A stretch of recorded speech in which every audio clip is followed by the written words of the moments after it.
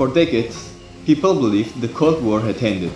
The world was supposed to become more connected, more cooperative, more peaceful. Global trade was expanding.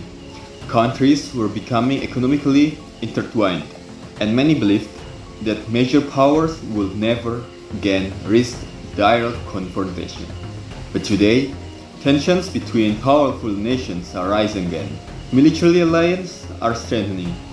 Geopolitical rivalries are intensifying, and conflicts across different regions are becoming more frequent. So the question is no longer whether the world is changing. The real question is this: are we entering a new Cold War?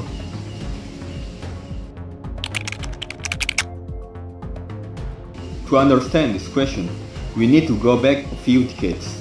For almost half a century, the world was divided between two superpowers, the United States and the Soviet Union.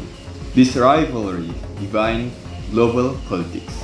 Countries aligned themselves with one side or the other. Military alliances expanded, and the threat of nuclear was constantly loomed in the background. But in 1991, everything changed. The Soviet Union collapsed, and with it, the Cold War officially came to an end. For the first time in decades, the world was no longer divided between two competing superpowers. Instead, the United States emerged as the dominant global power. Okay, many believe this moment marked the beginning of a new era, an era of globalization, an era where economic cooperation would replace geopolitical rivalry. But this history rarely moves in a straight line.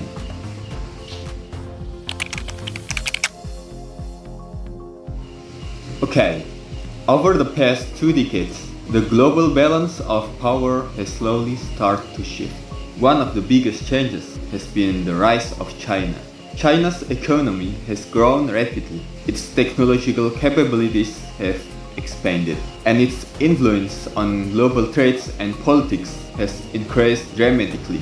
At the same time, Russia has also reasserted itself on the global stage. Military modernization, regional influence, and the geopolitical ambition have all contributed to a more competitive international environment.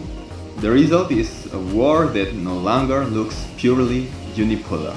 Instead, multiple major powers are now competing for influence, and that competition is starting to shape global politics once again.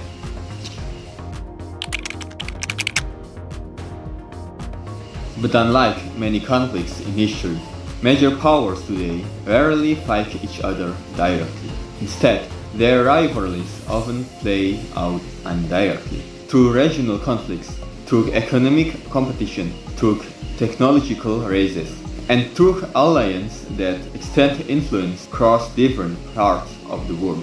This is sometimes referred to as proxy competition, where powerful nations support different sides in conflict without directly confronting each other on the battlefield.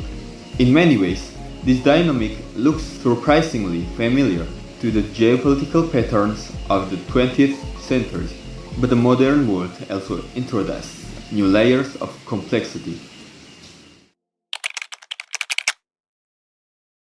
Another major change is the growing fragmentation of the global system. Alliances are becoming more prominent again. Organizations such as NATO continue to expand their strategic role. Meanwhile, economic and political blocs like BRICS are getting influence in global discussion. Countries are increasingly aligning themselves with different strategic partners. Trade networks are shifting, supply chains are being reconsidered, and governments are placing greater emphasis on security and geopolitical positioning. In other words, the world is becoming more divided, not necessarily into two rigid blocks like during the Cold War, but into a more complex landscape of competing interests. So, does all this mean the world is entering a new Cold War? The answer is not entirely straightforward. Today's global system is very different from the one that existed during the 20th century. Economies are deeply interconnected. Technologies connect society in ways that unimaginable decades ago.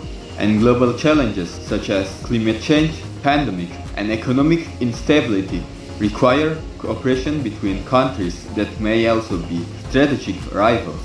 But while some patterns may resemble the past, the world today is far more interconnected and far more complicated. What is clear, however, is that the international system is changing. The era of unquestioned global dominance by a single power may be fading. Competition between major powers is returning, and the balance of influence in the world is shifting once again.